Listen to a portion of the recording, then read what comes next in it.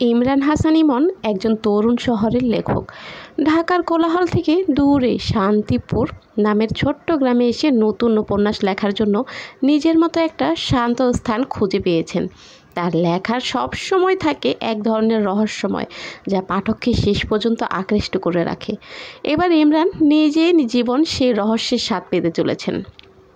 শান্তিপুর নামের মতোই শান্ত একটা গ্রাম, চারপাশে ধান ক্ষেত, কাঁচা রাস্তা, পুরনো পাকা ঘর, আর রাতে গরুর ঘন্টার নরম আওয়াজ ছাড়া কিছুই শোনা যায় না। গ্রামের প্রান্তে একটি পুরনো দোতলা কাঠের বাড়ি, চারিদিক থেকে তাল গাছ আর বাঁশঝাড়ে ঘেরা। বাড়িটির মালিক এক বৃদ্ধা মিসেস রত্না। ইমরান বাড়িটি দেখতে এসে বৃদ্ধাকে বললেন, আমি লেখক, এখানে কিছুদিন থাকতে চাই।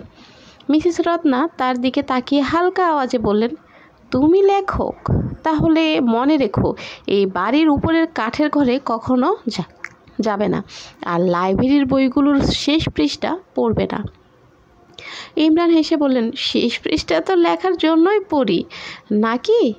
বৃদ্ধ বললেন, বুঝলে বুঝে নাও, কিন্তু সব শেষ পৃষ্ঠা পড়া ভালো নয়। ইমরান কিছু বুঝতে না পেরে মাথা নাড়ালেন এবং বাড়িতে উঠলেন। এভাবেই শুরু হলো তার নতুন জীবনের রহস্যময় অধ্যায়।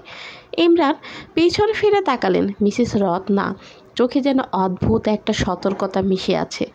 উপরের ঘরটা কেন নিষিদ্ধ? মনে মনে ভাবলেন ইমরান, কিন্তু বৃদ্ধা আর কিছু বলেননি। তার ধীর গলার শব্দ কানে বাজছিল, সব শেষ পৃষ্ঠা পড়লে লেখা আর চলে না। বাড়ির ভিতর ঢুকে ইমরান ধীরে ধীরে ঘরে ঘুরতে লাগলেন। নিচতলা বরাবরের মতোই পুরনো ঝিঝি শব্দ করছে। এক কোণে ছোট্ট লাইব্রেরি। খুঁজে পেলেন অনেক পুরনো বই। ধুলো জমা সেলফে বইগুলো থেকে যেন অতীতের গন্ধ বেরোচ্ছিল। একটু বসে ইমরান বইয়ের একটা খণ্ড খুললেন। নাম নিঃশব্দ ছায়া। গল্পের শুরুতেই মনোযোগ কেড়েছে, কিন্তু শেষ পৃষ্ঠা যেন কোনোভাবেই নেই। রাত গড়ানোর সঙ্গে সঙ্গে ইমরানের কৌতূহল বেড়ে গেল। বৃদ্ধার কথা মনে পড়ল। কেন শেষ পৃষ্ঠাগুলো নেই? কেউ কি জানে? হঠাৎ একটা শব্দ শুনে উঠলেন ইমরান, যেন কেউ উপরের ঘরের দিকে হেঁটে যাচ্ছে। তিনি লজ্জায় মাথা নিচু করে লাইব্রেরির দরজা বন্ধ করলেন, কিন্তু গভীর রাতের নিস্তব্ধ সেই পায়ের আওয়াজ যেন তার মনের মধ্যে নড়বড় করে দিল।